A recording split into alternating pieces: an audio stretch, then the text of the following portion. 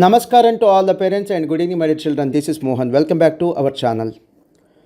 ఈ పిక్ మీకు కనిపిస్తుంది కదా, ఈ పిక్ నాకు ఒక పేరెంట్ పంపించి కింద ఒక మెసేజ్ పెట్టారు. సార్ పిల్లలు ఇట్లా సెల్ ఫోన్తో చెడిపోతున్నారు సార్, వాళ్ళని ఏమి అనలేనటువంటి సిచ్యువేషన్ సార్ అన్నారు. వెంటనే పేరెంట్ని అడిగాను, సార్ పిల్లలు సెల్ ఫోన్ కొనుక్కున్నారా, పేరెంట్స్ సెల్ ఫోన్ కొనిపెట్టారా? ఏదో పిల్లలే తప్పు చేసినట్టుగా పేరెంట్స్ భావిస్తే ఎలా సార్, తప్పు పేరెంట్స్దే కదా, మందే కదా అన్నా నేను. సిఏ ఫైనల్ స్టూడెంట్స్ ఉంటారు, వాళ్ళు ఆర్టికల్ షిఫ్ట్ చేస్తుంటారు కాబట్టి వాళ్ళకి ఆన్లైన్ కోచింగ్ క్లాసెస్ తప్పదు. కరోనా టైంలో సిచ్యువేషన్స్ బాగాలేదు కాబట్టి ఆన్లైన్ కోచింగ్ క్లాసెస్ తప్పదు. ఇప్పటికి కూడా CA inter, CMA inter, CA foundation, CMA foundation ఇటువంటి స్టూడెంట్స్ ఆన్లైన్ కోచింగ్ క్లాసెస్కి ఇంకా కొంతమంది కంటిన్యూ అవుతున్నారంటే తప్పు పేరెంట్స్దా లేకపోతే స్టూడెంట్స్దా?